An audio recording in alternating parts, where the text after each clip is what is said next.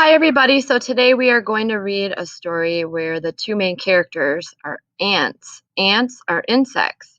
What do you know about ants? Let's pause. Okay, we know ants are small. Ants like sweet things. Ants build houses using small pieces of like sand and dirt. They live in groups. They have antennas. They have 6 legs.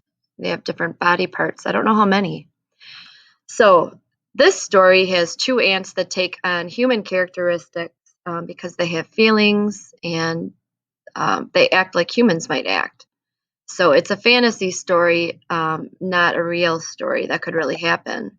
So our target today says I can use the illustrations to answer questions.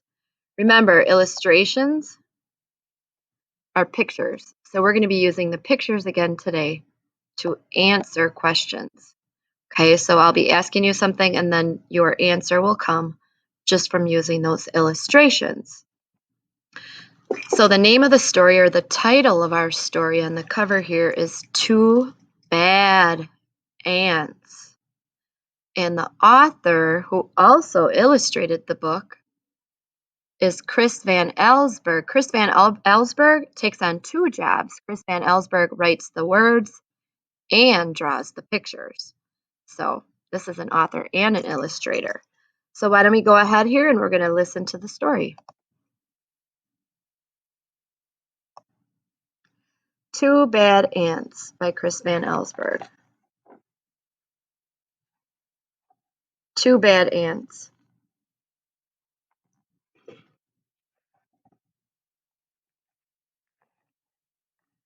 The news traveled swiftly throughout the tunnels of the ant world. A scout had returned with a remarkable discovery, a beautiful, sparkling crystal. When the scout presented the crystal to the ant queen and she took a small bite, she quickly ate the entire thing. Just by looking at that illustration, what do you think this crystal is? Let's pause. Okay, we had some good ideas that we shared, what it might be. She deemed, that means she decided, it was the most delicious food she'd ever tasted. Nothing could make her happier than to have more, much more. The ants understood. They were eager to gather more crystals because Queen was the mother of them all, and her happiness made the nest a happy place. It was late in the day when they departed. That means they left. Long shadows stretched over the entrance of the ant kingdom. One by one, the insects climbed out, followed the scout, who made it clear there were many more crystals where the first had been found, but the journey was long and dangerous. They marched into the woods that surrounded their underground home. Dusk turned to twilight, twilight turned to night. The path they followed twisted and turned, every bend leading them deeper into the dark forest. So the ants called it a dark forest. By looking at the illustrations, what do you think the dark forest really was? Let's take a look.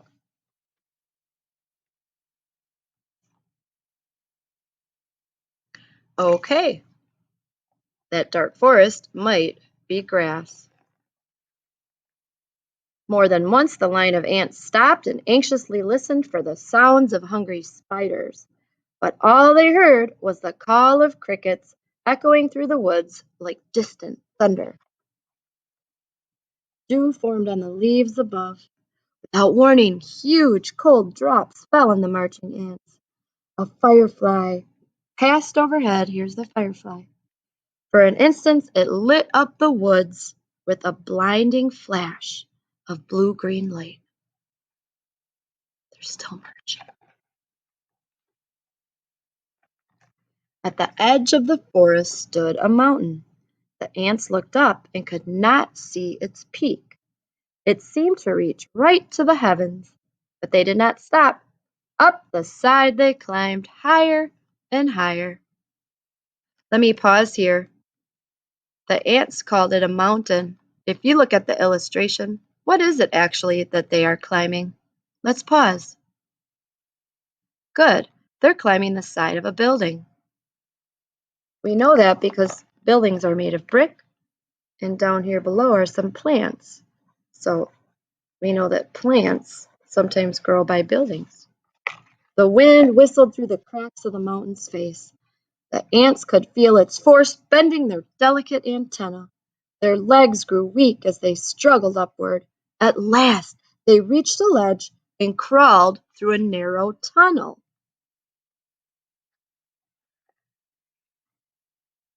Huh, where do you think they are? What does that illustration tell us that where they might be? Let's pause. Okay, right, they might be in somebody's house. When the ants came out of the tunnel, they found themselves in a strange world. Smells they had known all their lives, smells of dirt and grass and rotting plants, had vanished. That means disappeared.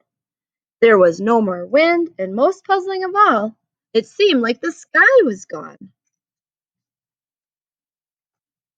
you see the ants here? They crossed smooth, shiny surfaces, then followed the scout up a glassy, curved wall. They reached their goal. From the top of the wall, they looked below to see a sea of crystals. That means a bunch of them. One by one, the ants climbed down into the sparkling treasure. Okay,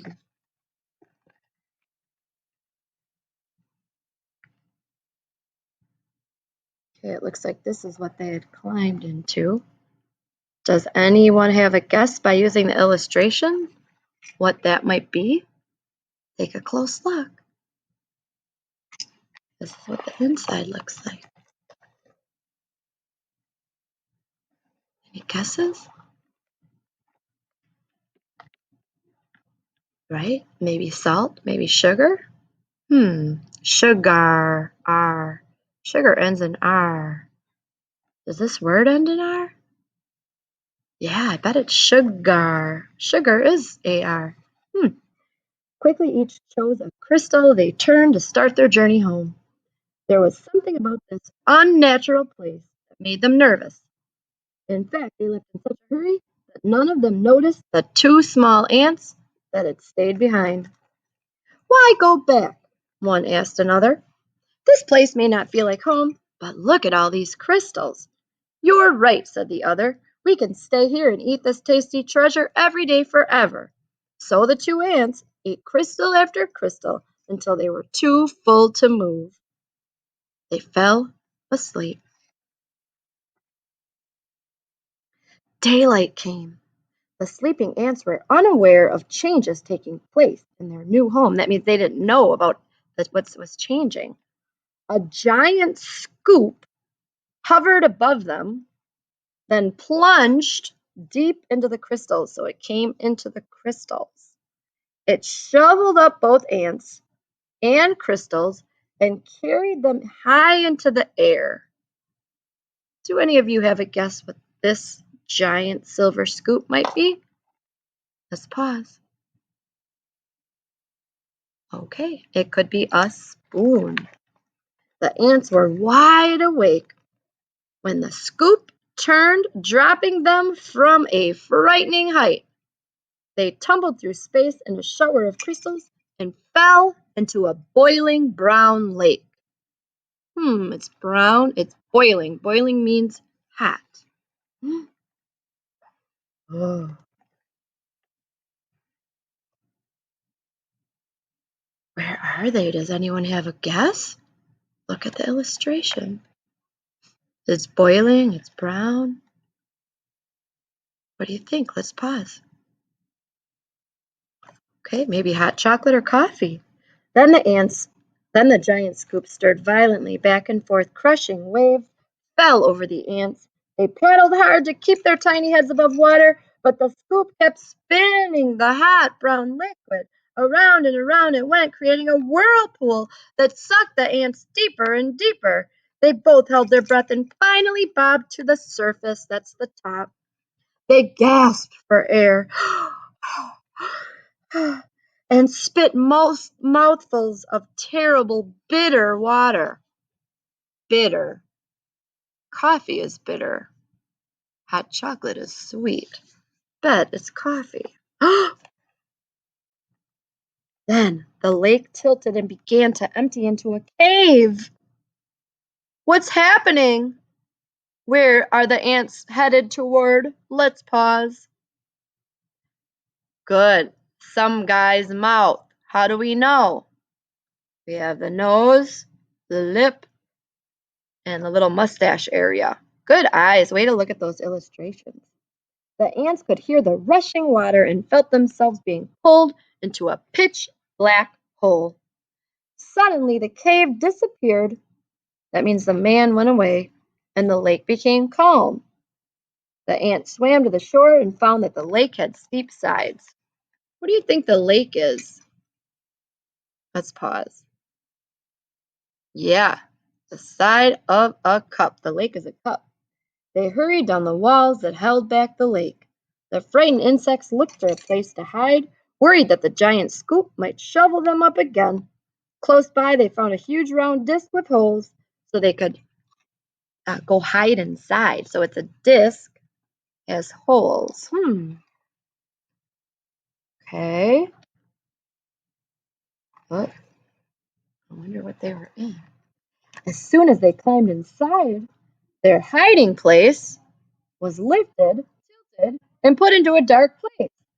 When the ants climbed out of the holes, they were surrounded by a strange red glow. It seemed to them that every second the temperature was rising. It was getting hot. Soon was so unbearably hot that they thought they would be cooked. Suddenly, the discs they were standing on rocketed upward, and the two hot ants went flying through the air. Does anyone have a guess where they might be in the illustration here? Let's pause. Okay, good. So they might be inside of a toaster. They landed near what seemed to be a fountain, a waterfall pouring from a silver tube. Both ants had a powerful thirst and longed to dip their feverish heads into the refreshing water. They quickly climbed along the tube. Let's take a close look at this illustration. Where are the two ants now? Let's pause. Okay, it looks like they might be on a faucet. As they got close to the rushing water, the ants felt a cool spray. They tightly gripped, held on to the shiny surface of the fountain, and slowly leaned their heads into this falling stream. But the force of the water was too strong. The tiny insects were pulled off the fountain and plunged into a wet, dark chamber. They landed on half-eaten fruit and other soggy things. Suddenly, the air was filled with loud, frightening sounds. The chamber began to spin. Where do you think they are? It was part of a sink. There's icky food inside and it spins. Does anyone have a guess? You can use the illustrations and the clues I just gave. Let's pause. Okay, they might be in a garbage disposal. That's where you chop up your old food in the sink instead of putting it in the garbage. The ants were caught in a whirling storm of shredded food and stinging rain. Then, just as quickly as it had started, the noise and spinning stopped. Bruised and dizzy, the ants climbed out of the chamber. Friends, I want you to just take a look here at this illustration. Chris Van Allsburg is known as an illustrator for drawing this dog. He has a dog that looks like this dog into let me see if I can go up closer. Every one of his books. If you look closely enough at the illustrations of Chris Van Allsburg's books, you will find his dog. It's really an interesting little tidbit about Chris Van Allsburg. So they're in a garbage disposal. It just stopped. They climbed out. Uh-oh.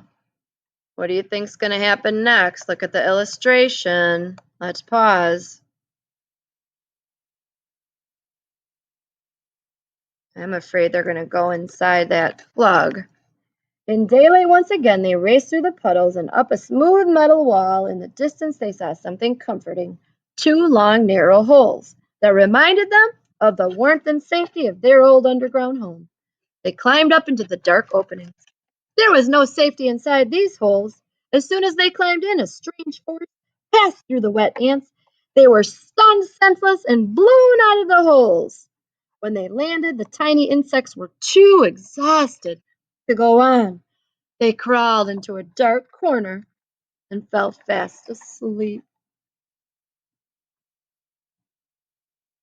Night had returned when the battered ants were awoken to a familiar sound, the footsteps of their fellow insects returning for more crystals.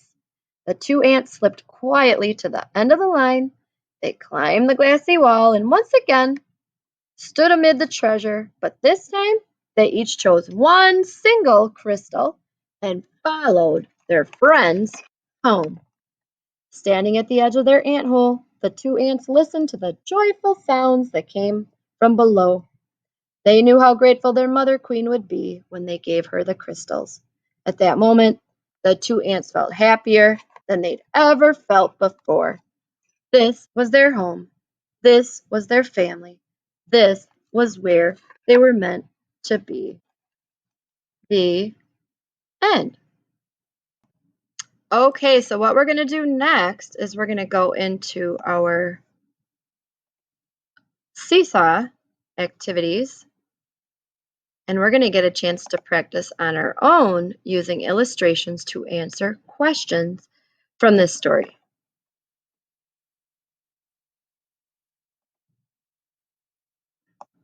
So you're going to find the activity called reading. You'll see the wall here. Answering questions using illustrations. So you're going to click Add Response.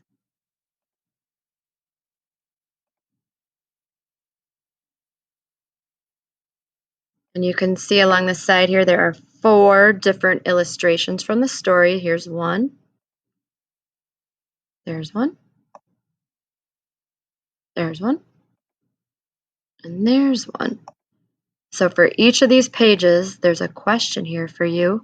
So you want to listen to the question first. Clicking on the triangle. The ants thought they were at the side of a mountain, but by looking at the illustration, where were they? Okay, so you're going to click on it there. It says click here to answer it. So where were they? You would want to click your microphone, answer the question, click the check, and go to number 2. Do the same. Listen to the question, answer using the microphone, and you're going to do that for 3 and 4.